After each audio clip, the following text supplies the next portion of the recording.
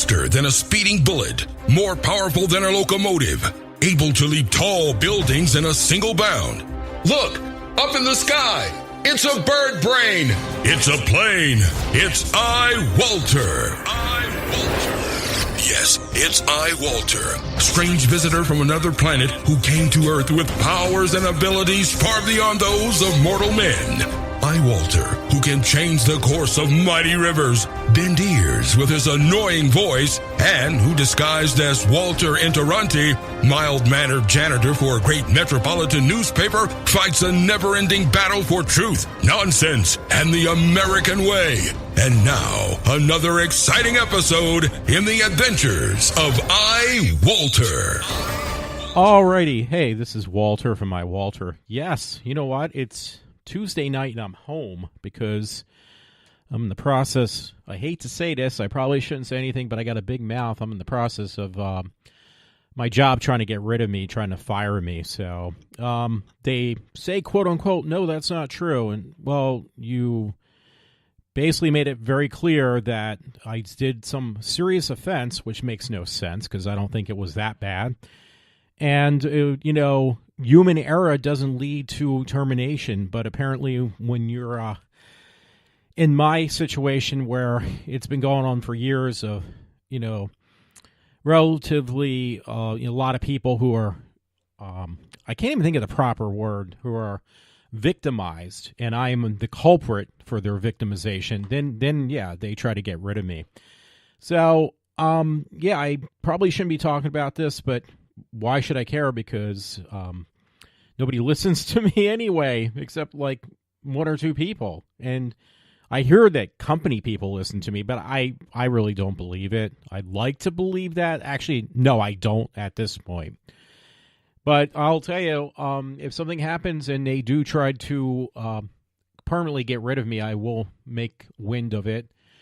And my father and I have already discussed about taking it to a lawyer. So until then, I can't say any more. And I think what really stirred this up for me was I was listening to Ken Matthews and the nonsense going on in Pennsylvania. He was mentioned today over the weekend, believe it or not, about these 5 black women who were playing at a country club. It was in York, Pennsylvania.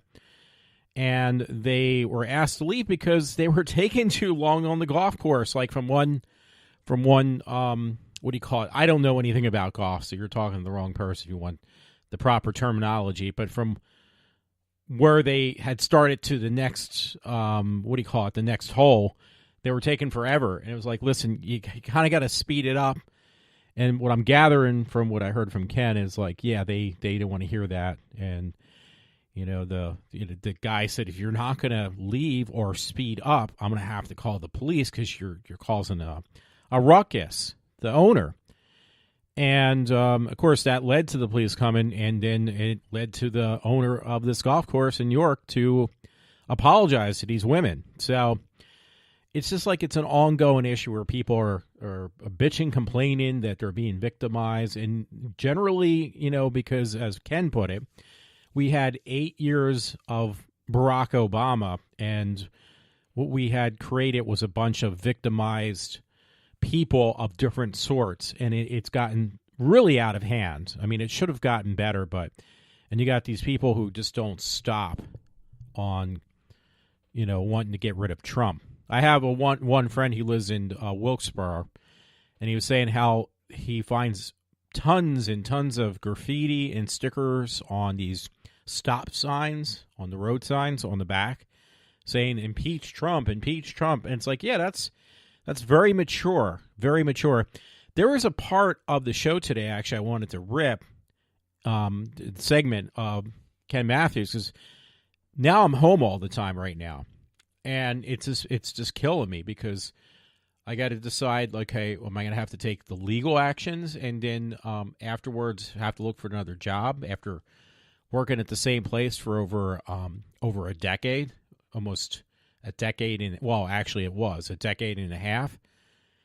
And it's something I don't like where I work, but at the same time, it was the last thing I was ever afraid of, is having to worry about looking for another job, and the pay is really well and the benefits are excellent. And at my age, I need both of those. So, and because I'm 51, so people aren't going to like say, hey, I want to hire this 51-year-old. No, they're not. They're not going to want to hire me at all. It would just be too many problems because I'm more likely to have more medical issues and more health problems than a person who's 25 or 21, right out of college. So this is a real problem for me. So anyway, it kind of, sorry about that. I don't mean to be breathing so heavy. I don't know why I am, but it kind of brought me in a direction. Hey, I got to do a podcast. Now, by the way, I am not doing the podcast on my normal equipment. Now, this is interesting. And I have to mention this. This is another reason I wanted to do a podcast. I am actually doing it on a Dell laptop. Well, what's so special about that? Well, it was the cheapest one I could find because I wanted to experiment with a different operating system, which I am using now. And let me look at it because I got my glasses on. I tell you, my eyes are getting so bad. It was one for $200. I literally paid $200. Well, I don't have $200 right now, but that was before I presumably got let go from my job. So, yeah, it's not cool. And I don't want to get rid of it now because it works really well. It's a very good tool right now for what I'm using it for because I'm running what's called Linux Elementary. Linux Elementary is one of the versions of Linux. Linux is open source. Linux is free, and I am using Linux to broadcast this show on or to record this show. And surprisingly, I tried to do like podcasting on a laptop before, and it wasn't an Apple. It sounded really bad. You could hear the difference. But I am not using. That's when I use Windows software. So it came with Windows 10 32, what is it called? The 32. There's a 64-bit version and the 32-bit. I'm using the 32-bit version, and I got it home. I registered the Dell laptop and the software, and the next step I did, and it had taken me pretty much most of the night to do so, I ripped off whatever software was on there because it ran like dog shit. Sorry about that. It did run like dog shit, though, because it was running Windows 10, which is okay. It's not the greatest. It's the newest version where they put the quote-unquote the start bar back. I didn't care. And what else did they do? They put the start bar back. It's Windows 10. It was only a 32-bit version home. Or actually, no, I'm sorry. Let me take that back. It's 64-bit version, but it's Home Edition, I think. I'm trying to look on the box. Windows 10 and McAfee Live say, I think it is the 64-bit. So let me backtrack a little bit. I thought it was 32-bit. I think it's 64-bit, but either way, I forget. I don't even care because I could care less about Windows software. I really wasn't interested in buying a laptop because I have plenty of them just to run Windows. That was the least I wanted. I wanted a cheap laptop that I could put Linux on. So I spend the weekend, part of it over at my friend's house, Rich. I said, dude, I'm coming back from Micro Center, and I got 2 flash drives and a new laptop, brand new. Well, actually, I didn't have it at that point. I bought it the next day. And because it was a really good deal. I had one I ordered, which I'm waiting for later this week. I have to return it to the store now.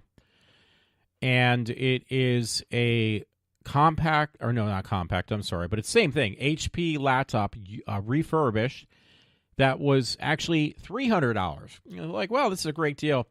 But it's old. The laptop I have now, this Dell, actually came from Dell's factory about 3 weeks ago. Because it was, I think, March 23rd or 27th. So it's not even a month old. Like that, it literally came from their factory. So it was like, hey, this is perfect. It's new. It's really new. So some of the downfalls, like people complain about this laptop, and it's their big one that Dell is selling directly only to Best Buy. Like it's one of these deals. Okay, it's a prefab system, and we got to deal with Dell, with Best Buy because you won't find it on the Dell website. You will only find this Dell laptop at the store, at the Best Buy store. So, but I was over Micro Center too, and I deliberately was get myself prepared to get a machine, a laptop, a really cheap laptop, and rip off whatever software was on there and replace it with making a quote-unquote a Linux machine, a Linux laptop. And that's exactly what I did. The only downfall about this Dell that I have now, because it was going to be an HP, when I get that, it's going right back to the store and say, hey, listen, I apologize. I had ordered this online like a week or two ago, and it finally came to the door, and I don't want it. I'm not going to even take it out of the box. So that should be good. So the HP was nice. It was just older. The only problem with the one I bought, this Dell, it's only got 4 gigs of DDR4. DDR4, by the way, is, I think, the newest one out there. So DDR4 and most RAM is very expensive, but DDR is really expensive. So to get it to a decent amount of RAM, which I'm going to put another 8 gigs in, one thing, it's a bitch to take apart this machine. It's very hard. It's not like very easy. You got to take 3/4 of the laptop apart just to put memory in. It's like, you know what? Forget it. I'll pay $30 and go over to the Micro Center and have them put it in for me. I'm not going to take any chances and break a $200 machine because that's cheap, but it'll be more expensive if you end up breaking it, so it's not worth it. So, did I mention already? I think I did, that I ripped off whatever was on there. I had a really hard time because they don't make it easy, especially from Dell's end and also from Microsoft's end. They really don't want you to dual boot or put any other OS on there except what it came with. That's why they're selling it to you for so cheap. They want you to use whatever came on that machine because you're going to end up spending 5 times as much on software upgrades, or not with Microsoft as much unless you buy Office, but also, with other software. So, hey, we're going to sell you this machine really cheap, but it's going to be at cost of you cost or me costing more money to buy more software that I really don't want to spend money on. So I basically got a machine that they intend for you to upgrade everything on there, software-wise, and spend tons of money so that $200 entry-level laptop becomes very like a money pit. Well, guess what? It had taken me almost half a day, the next day when I got this Dell laptop. I saw it at Best Buy, so I ordered it for $200, and it had taken me a couple hours. I finally figured out how to rip off Windows OS and put on Linux. And it's called Elementary. It's a version of Ubuntu, which I think is Ubuntu is in the same family of Linux as one called SUSE. They're all pretty much related. Well, all Linux is related. It's just a matter of who built what off, what other OS off of which OS. See, there's different versions of Linux OS, and every one of them are built by different people who just want to make their own version of Linux. And you can distribute it, put it out for a cost, or you can give it out for free. Like Red Hat costs money. SUSE, after a while, was becoming commercialized, so that costs money. Ubuntu is absolutely free. They don't want any money. And the same thing with Elementary. They do ask, can you make contributions? But otherwise, they will not take a dime off you. So it's absolutely free. I mean, most software is free, but you know what? You actually are paying for it in other ways.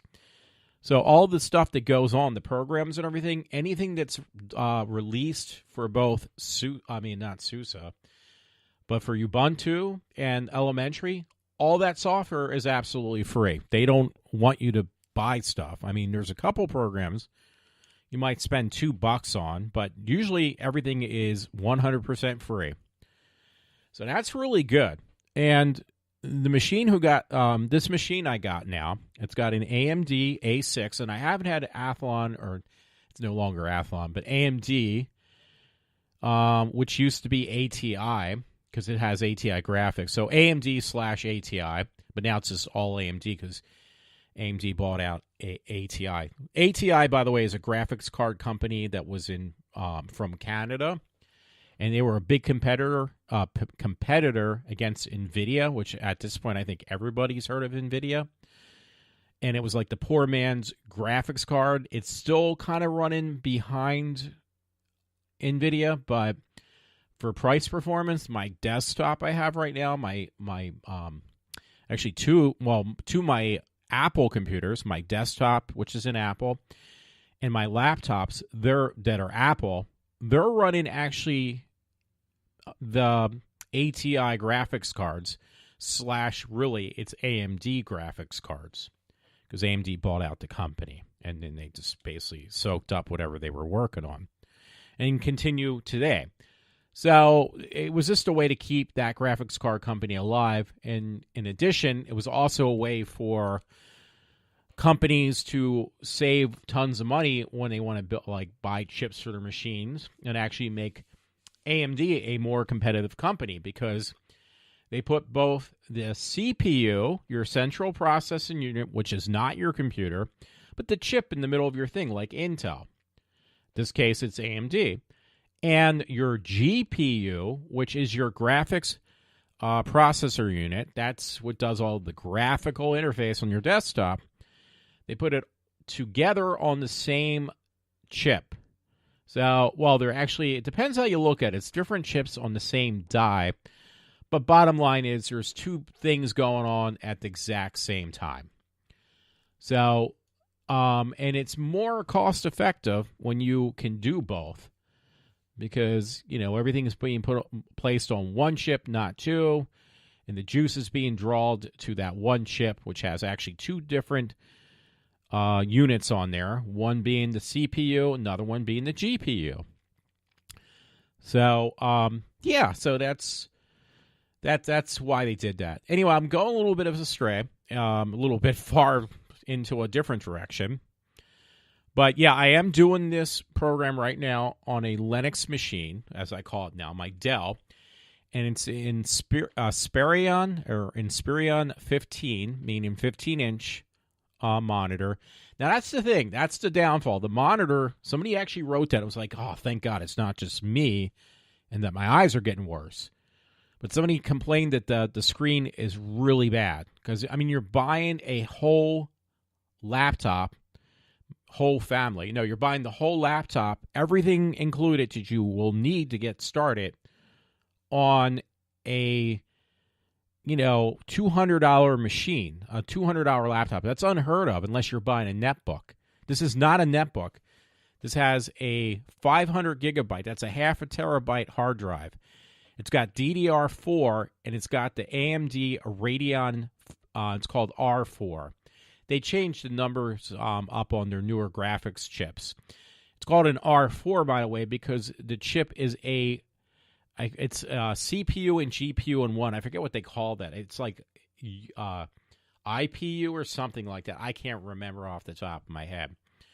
So it says it has an HD display, which it's a crappy display, trust me, the monitor. If you really like this machine, I would probably recommend, if you're going to use it as a main machine, I would probably just hook it up to a regular monitor. Because I remember I had taken some screenshots under Linux of the desktop, and I sent them to my 4K monitor on my Apple, and it looks incredible.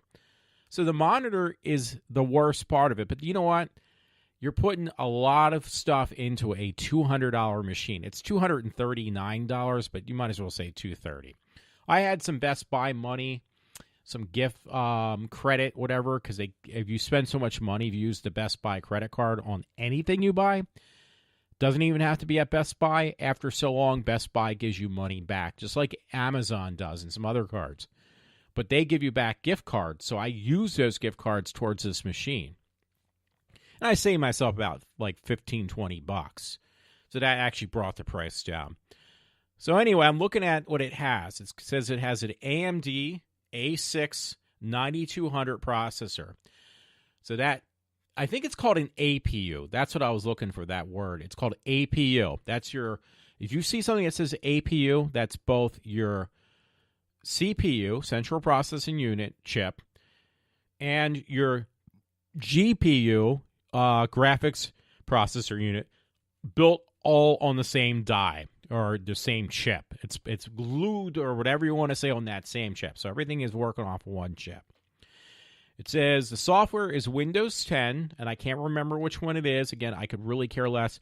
One of the biggest selling points, which is really difficult to find, I don't care how cheap it is, but it is definitely a selling point, which I was surprised because you won't find this in any laptop nowadays. It has a DVD RW, which means it's a DVD player and you can write discs. So DVDs have kind of gone like VHS. They're kind of dying out, but they still do serve a purpose.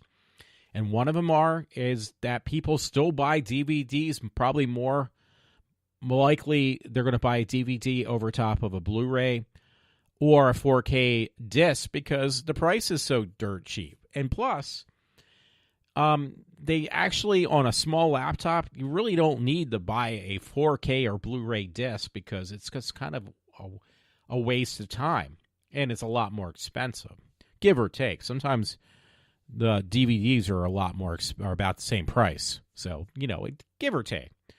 Problem is, I have a lot of DVDs for a lot of TV shows I watch. I also have a lot of DVDs because I've been collecting them for years of shows like Doctor Who from England. Like, I bought them from England. I didn't buy the U.S. versions of the disc.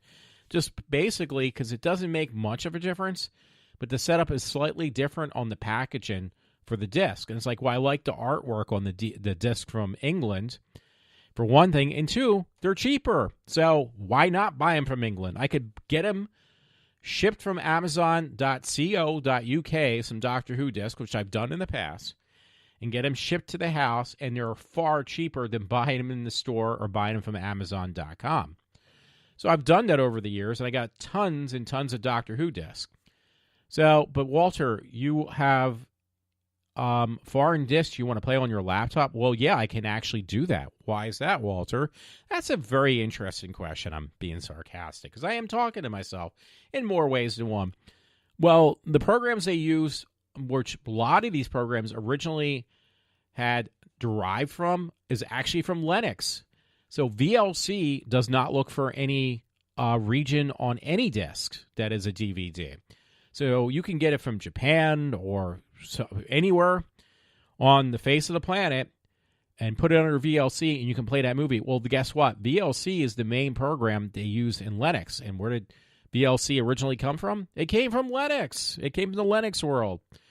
A lot of the programs, one thing, they're open source, and any way they can kind of stick it to Big Brother, so to speak, I don't always totally agree about that fact, they will do.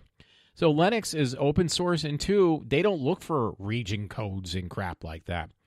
So that's like a plus. So yeah, I can pop in any disk from any part of the globe into this now Linux machine, this Dell that had Windows. Thank God it doesn't have it any longer. And hopefully it will never see it again. So yeah, I did actually erase accidentally the Windows 10 recovery disk that came with this. So I went to Dell's website. I have to give Dell some credit on that one. And I re-downloaded the image of the disk. So if I eventually want to buy a disc, a DVD disc, I can pop it in this machine and basically burn off myself another Windows disk. How can you do that, Walter? You're running Linux. Very simple. There is programs that they're all free for burning and ripping any image of anything, programs that you find under Linux. All that stuff is free. And I don't know if I told you yet, there's been a couple bug issues. I totally toast the system the other day, so I basically had to erase everything and figure out how I totally screwed up the Linux machine. And I got it up and running again. Now, once in a while, Linux is not 100%, but you know what? You got a lot of people who put a lot of time and a lot of TLC into the world of Linux and the Linux OSs and the software. So they are not getting paid for this. They're doing it because they love something that they worked on. They're not asking for money 99% of the time. So if there's a bug, because I had a couple crashes and some bugs under the Linux OS I'm running now, but generally they do get fixed. So and they get fixed right away. So it's not like, well, you got to wait like 6 months or 4 months or whatever for the fix to come out from Windows or even Apple. No, they come out right away. And Linux, though, like Apple, why I wanted to try Linux, by the way, as a place if I have a job to go to again someday, is because Linux is the closest thing you will get to Apple, because Apple and Linux are pretty much both running. Well, one is running Unix, I should say, let me rephrase that. Both of them are Unix. So Linux is basically, it's Unix, not quite FreeBSD Unix, but it is Unix. And Apple, basically underneath, from years ago when they started making OS X or OS 10, from years ago they kept that slogan of the X, was the very first time that Apple changed their OS from running, their own, proprietary, which it is still proprietary, don't get me wrong, proprietary operating system, which had its issues, from that to a version of Unix, and it was called Darwin. I don't know if it's still called Darwin, but somewhere underneath that source code, underneath of OS X, is Darwin Unix. So it's pure Unix too, by the way. The desktop itself is called a GUI. So the GUI is itself that Apple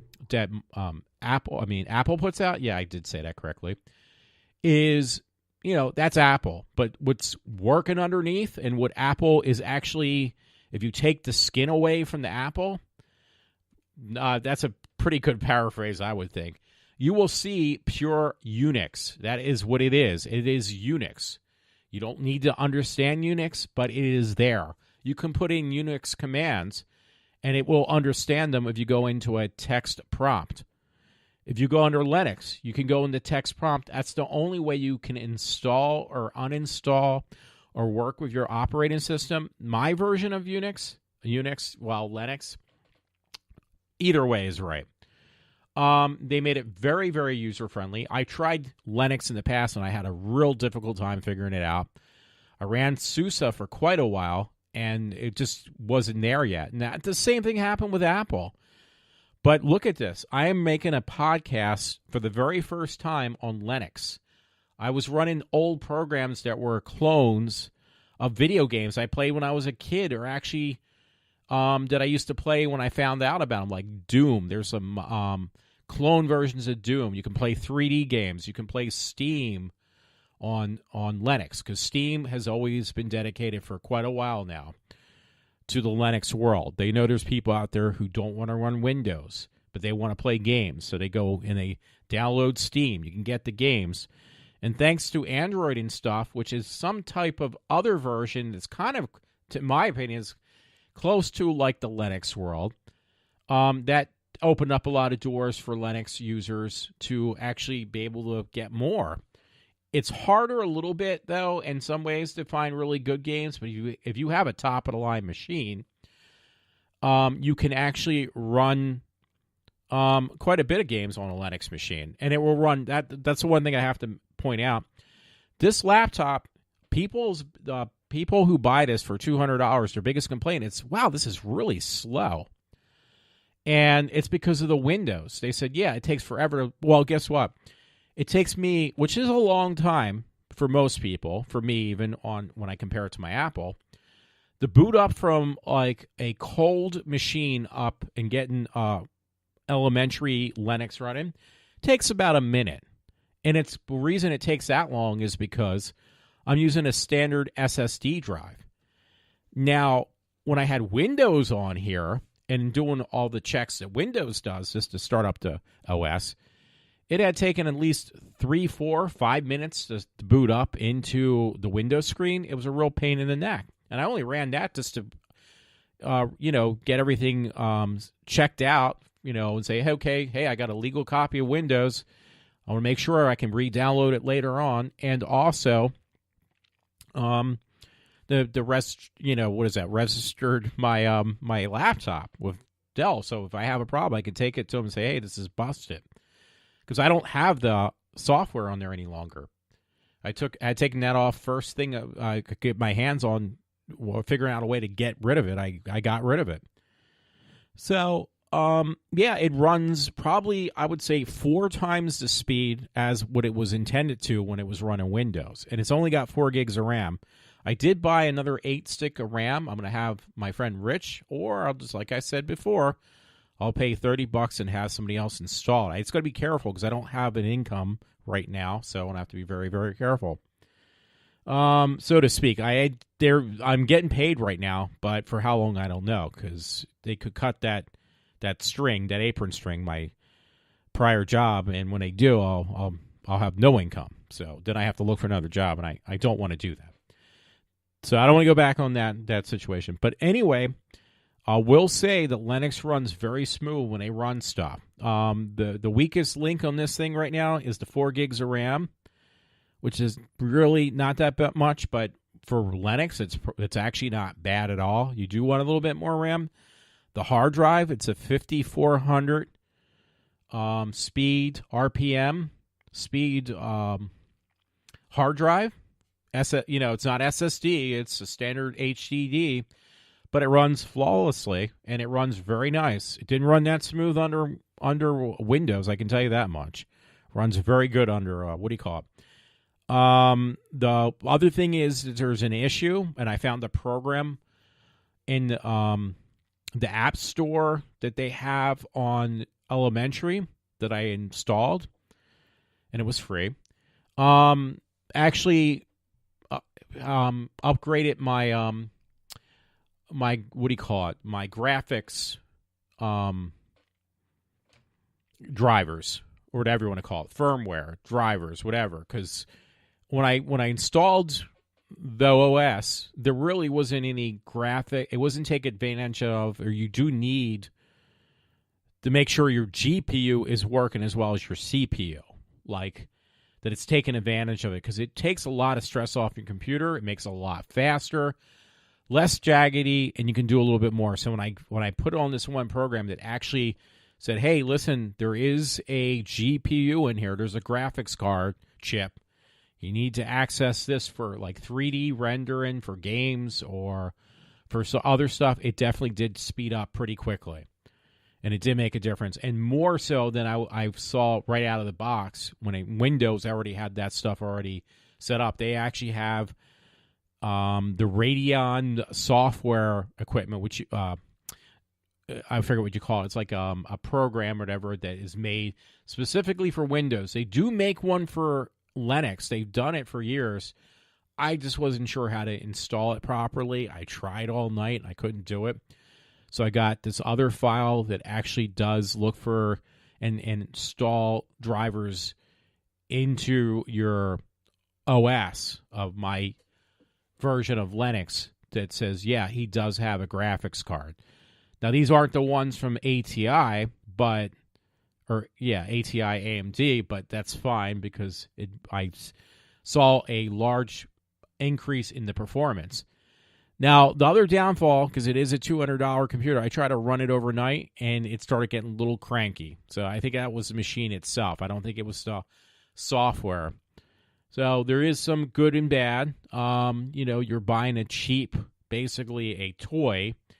I mean, because most laptops cost at least $1,000 for a decent one. So getting one for $200 is like literally buying a toy. But I'm using it for professional, semi-professional use right now, so that says a lot. So I couldn't recommend it enough. I was able to. It's got a lot of features on here for a cheap laptop. I mean, it's made to be cheap. Dell actually on the computer, usually they put like little stencils for that pop out over for the Dell slogan on the laptop. No, this was actually, it looks like it was painted on with like a roller paint thing that just rolls off.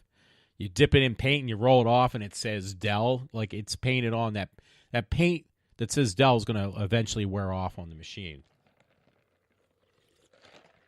Otherwise, the computer runs much better with Linux. In fact, I went to, which is really funny, to the registration page, after the fact. I did register my laptop with Dell. I went back. I had them check out and diagnose my laptop from their website. And they said, yeah, you're running Ubuntu on your Dell. And they do accept that. Dell has drivers and stuff.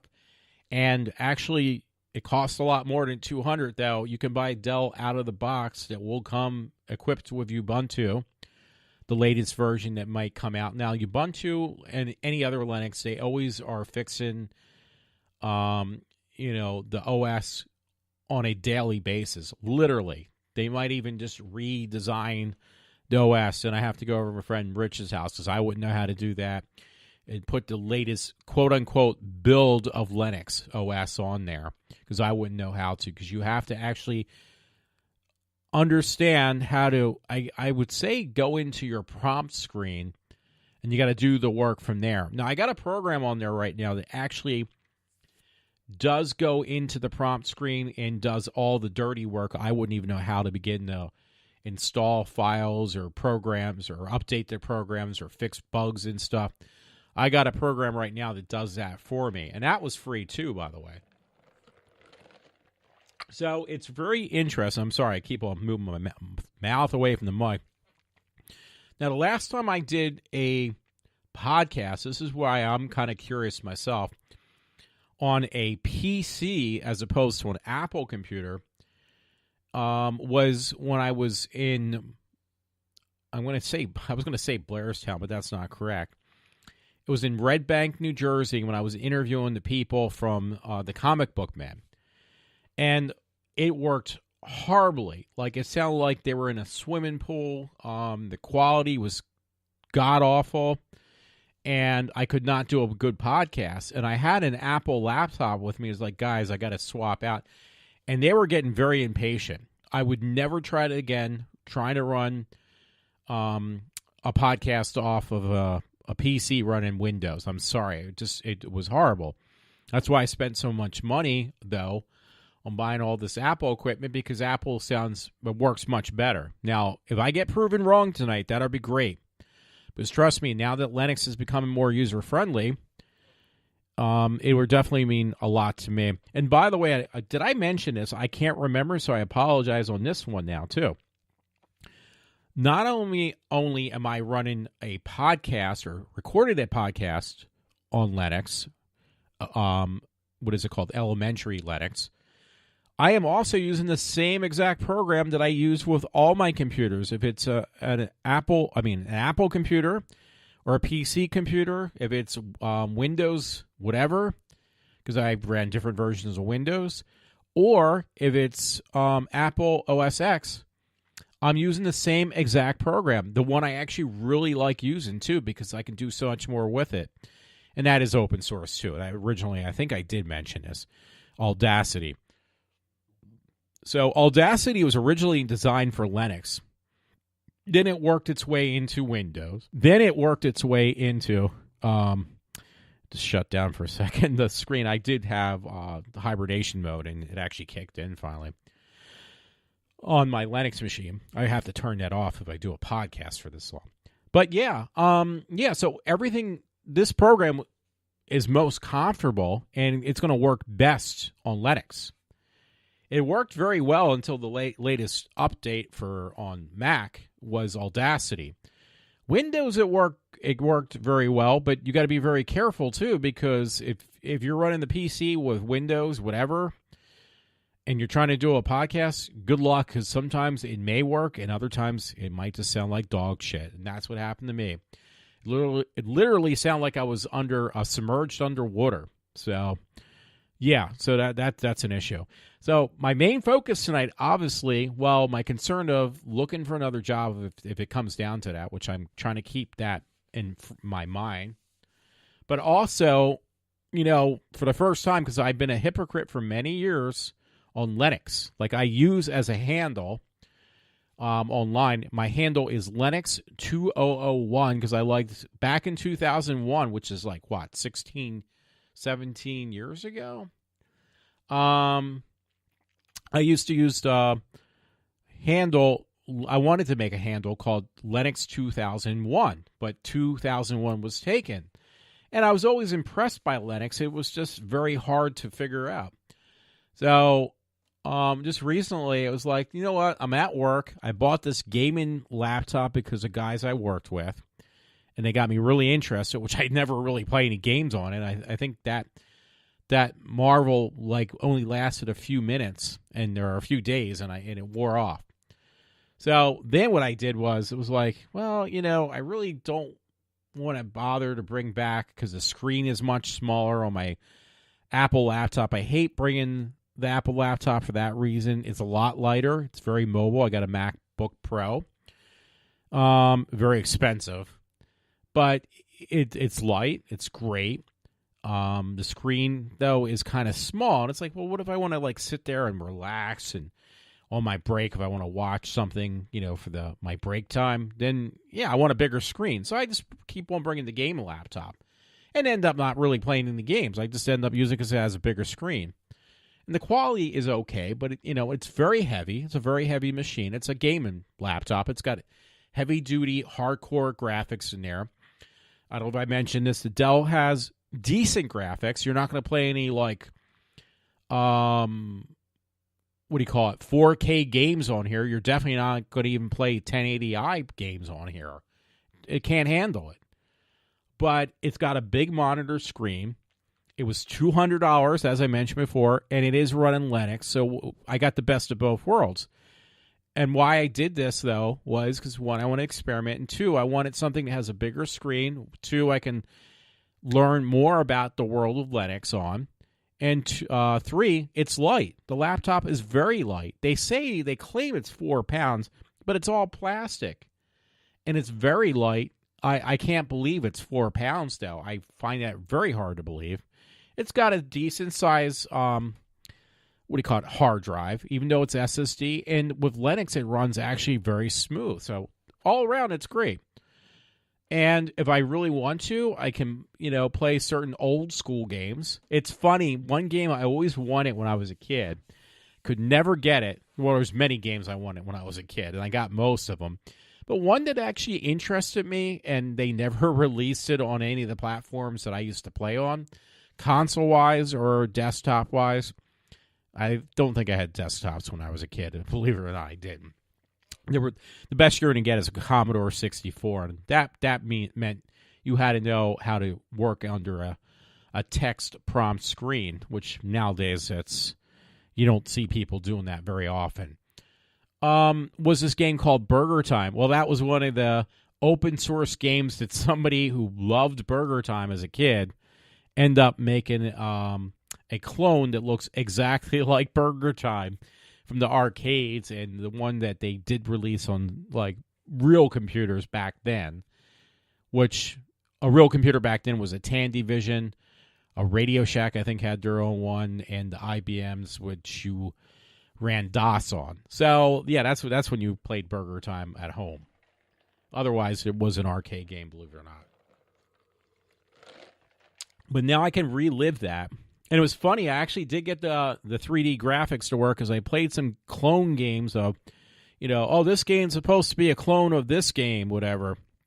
And it was like, wow, it's actually got real 3D graphics on there, and it's really working, too. So, depending on what you play, it's not going to be, some of it's going to be really good, and other things, depending on what it's trying to draw to the screen, some of it's just going to work really slow. So, but again, it's a $200 Linux box, so why argue with that fact? Anyway, I want to kind of get to an end with this, because, as always, even on a first-time user base, me using a Linux machine for the very first time, or using Linux OS on a Dell, I don't want to make it too long. So anyway, I had a couple stories. I had to slap something together. I was actually going to do some I'm trying to think. I was going to use some sound bites from Ken Matthews. His show was really good today. He made some very valid points, which kind of influenced me to do what I'm doing now. And it was like, you know what? If I actually rip, it's going to be a 15-minute rip, and I don't want to do that, because I do that way too often. I'd rather hear me than somebody else, because then it just gets kind of a mess. You really got to know what you're doing, and I don't think I do. So anyway, Let's see. There was a story the other day. I woke up. I was watching AOL, and what's on the front page when it was right before was it the weekend or when I was going back to work or thinking I was going to go back to work and found out in a different way. No, you're not. Was about this Nashville Waffle House shooting. So yeah, that was kind of interesting. This guy had a history. Had guns taken away, and he basically was able to keep them after a while. He had them taken away, and then he was handed back these guns. And it was a Caucasian. Heaven forbid it was a Caucasian. No, it's not funny. Trust me. But this guy goes in and he shoots innocent people, and he kills I don't know how many of them. I forget if it was 10 or something. That's a lot of people in a Waffle House. So me and another friend of mine, we always joke about, because when I was down in the South 3 or 4 years ago, I was down in Georgia. The only place there was to eat, because I never heard of the Waffle House until then, was this place, Waffle House. And it was wow, it looks like some type of local mom and pop thing. I didn't realize it was a chain of stores. They look like glorified Dunkin' Donuts, but they basically serve grits and greasy Southern food at a cheap price. So from the outside and even in the inside, it looks like a Dunkin' Donuts. But what they serve is more like Denny's years ago. That was the big thing back when, I would get out of college for the day, for that day, meet up with a couple friends, and we would stop by Denny's and just bullshit for a couple hours. But, Waffle House is almost like equivalent to the same thing, but in a different type of setup. And they're very popular, I guess, because they do have them a lot around. We do have some Waffle Houses up here in Pennsylvania. I know one's in Lancaster County, and then there's some other ones. I think one's up in Wilkes-Barre. I forget. But they're kind of scattered out in PA, because I didn't even know. I think there's one not too far from the house, but I don't know exactly where it is, because it's it tastes kind of good, but it is very greasy too, the Waffle House. But that's a different story, because I'll tell you got to be close to a bathroom after eating there, very close, because your inside is going to be very well lubed. I'll leave it at that. Let's see, because I only posted a couple stories. I just dug them up real quick. Trying to see what I wanted. Oh, yeah, there was some video from NewJersey.com where this woman who is a commissioner for the Port Authority. Port Authority's like New York, isn't it? But she was very obnoxious, and she told police officers who had pulled over her daughter and her friends coming home from college for the holiday weekend, past holiday weekend, which actually isn't last weekend. It's a couple weeks ago during, I think, right? During Easter. She tells the cops to shut the fuck up. Literally, because it's there. You can hear the woman saying it. And she's very irate and very obnoxious to these two police officers. And she's asking, well, I'm the commissioner of Port Authority. I have authority. Here's my card. And being really obnoxious. I mean, extremely obnoxious lady. And she's like, I have the right to know why you pulled my daughter and her friends. That's not right. And, very, very obnoxious lady. And stupid her doesn't realize that all the cops now have to have a dash cam on their car, which records the sound too.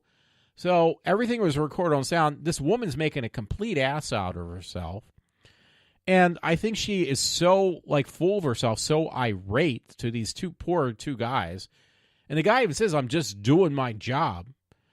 And she won't give up. She's just yelling and screaming at him and being hostile. Not really yelling, but being very obnoxious. And it's like, lady, you're getting everything you're saying can and will be used against you because you're doing it in front of a dash cam that is clearly showing your face and what you're saying. So very smart, lady, very smart. And then she's like boasting, literally, it does say in the article too, boasting about how like she's superior to a superior being to these guys, and it says flashing her commissioner's gold badge and boasting of her influences during a routine traffic stop involving her daughter. So this woman is like really a monster. And I'm not surprised. I deal with very much so the same thing at my the situation I'm in now. It's the same freaking thing, literally. I'm not getting pulled over though, by the way. Let's see. You know what? I see these stories way too often anymore, and this story is about a family who takes their. It's not around here, thank God, but it's a place in Tampa, Florida, I guess. Well, the dog dies while being groomed. Just a little mutt, a little I don't know what kind, but at a PetSmart. And it's like, you know what? And they had like hidden videos of these people who groom these dogs, like literally kicking and smacking these poor animals around. And these dogs, and I don't think it's mainly. I think it's mainly dogs. I've never seen them abuse cats or anything like that. But for some reason, these PetSmart people, I don't want to say man or woman, but generally it is women that are doing these jobs of grooming these pets, are very, very vicious and hostile towards these poor little dogs and stuff. And, I mean, the dogs look like they're in pain. Well, this dog died. So, yeah, that's not cool. That's not cool at all. So, I don't know. I'm sorry. I think I stepped away from the mic, so I think my voice just dropped a bit. But it's like, wow. Where do you get these whack jobs? And then, my situation, like, they're concerned about me, quote, they didn't say it, but they did indirectly say this, that, quote unquote, I am myself am an endangerment to myself and other people. So that gives you proper authority to dismiss me. So if there's a situation that arises, just fire the person. Don't look into why the situation is. For a place that says, hey, if you have an issue, you should be able to come to us. And, we think about the well-being of you and other people, and this whole, I don't want to use the word equal opportunity, but we tried to, what do you call it? I'm just going to say it the best way it can come out of my mouth, but correct the situation. Well, their way of correcting the situation is by getting rid of you. So that's really smart. That's very smart. But yeah, this whole thing, I'm sorry, I keep on going back to because I'm obviously very angry about the whole thing that's going on with me now.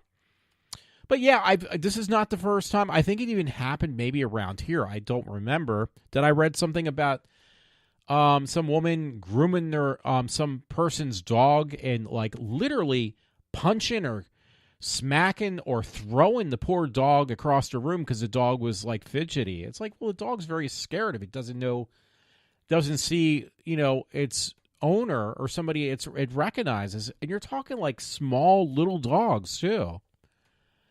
Let's see. They mentioned somewhere what kind of dog it was. Okay, it says Yorkshire Terrier. They're very tiny dogs. Died while being groomed at a PetSmart. Like, it's not the first time recently. It's been a lot. And I hate to tell you, it's something like that. It should raise a red flag that, hey, that person does have issues. You just freaking killed somebody's fucking dog. That's a real problem there. I hate to tell you. Anyway, I'm not going to go into that any further. It just annoys me.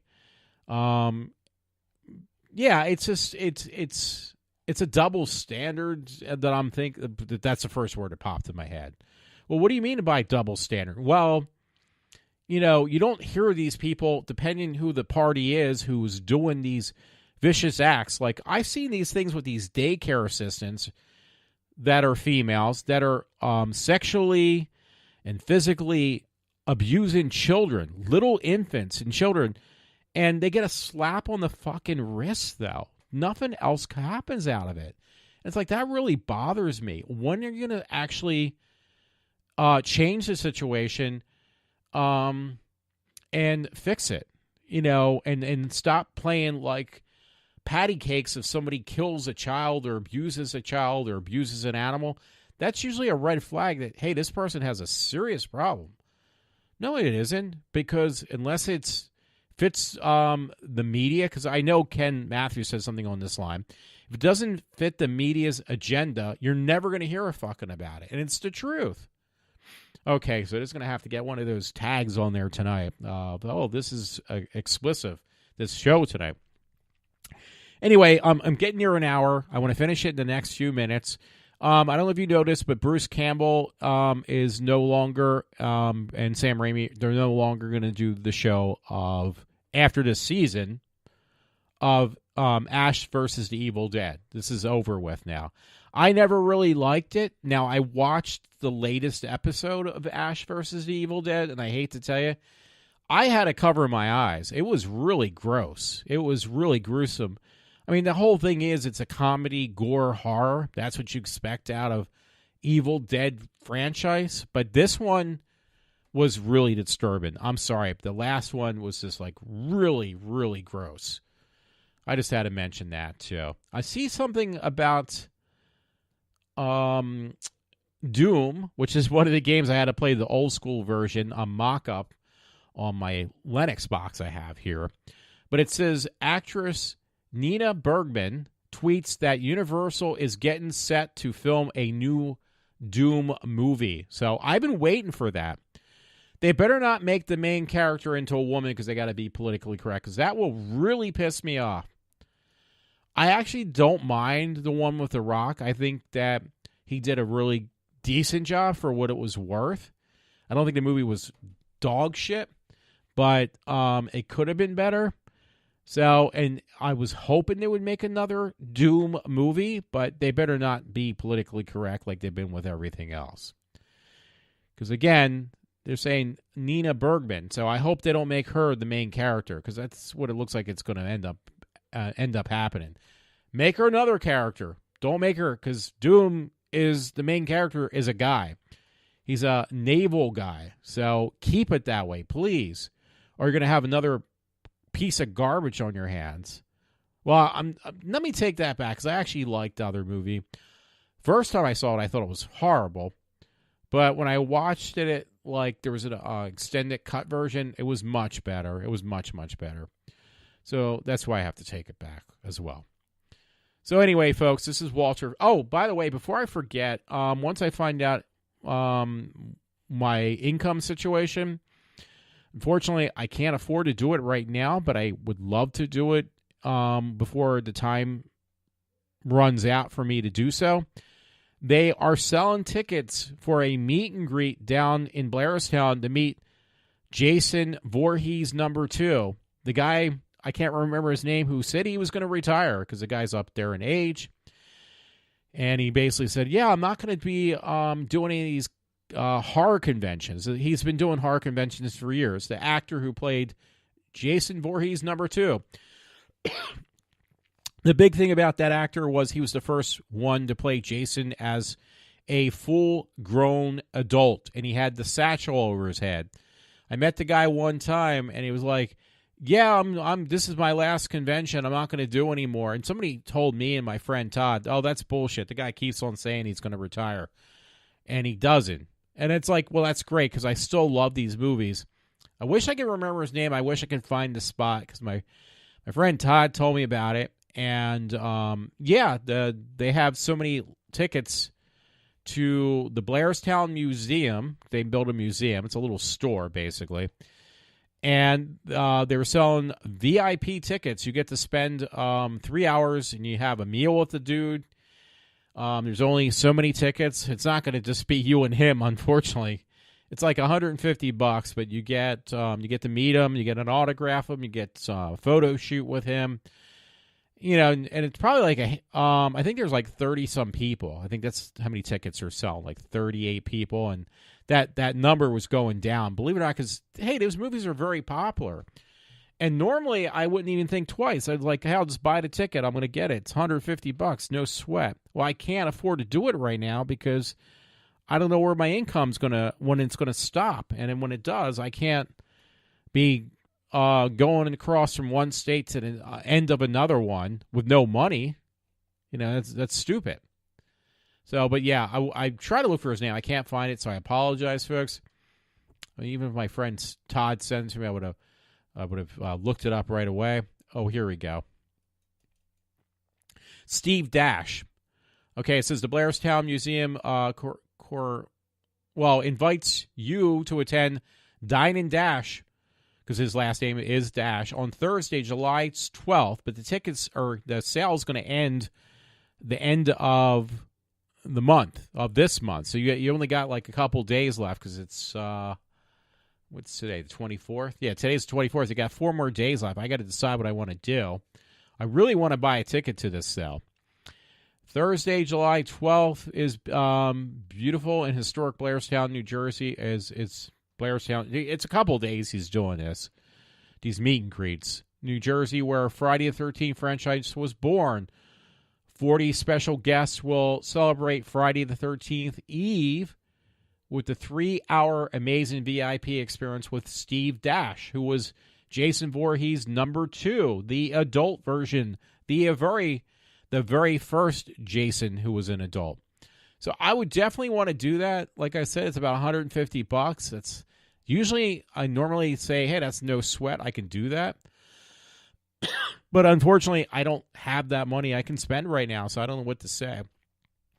And I would definitely do it. I would do it in a heartbeat. But I have also, I don't know if I mentioned it, but I'm going to a comic book convention to meet my longtime favorite Doctor Who, Peter Davison. I did not say Tom Baker. I love Tom Baker, but I also really loved Peter Davison. He's much older now, but he's going to be right down the street from where I live. It's like no-brainer. I'm going. Anyway, I went over an hour, so folks, thanks a lot. This is Walter from iWalter. And yeah, I'm going to be signing off for now, and I may be back again sooner than you think. Okay, have a good one.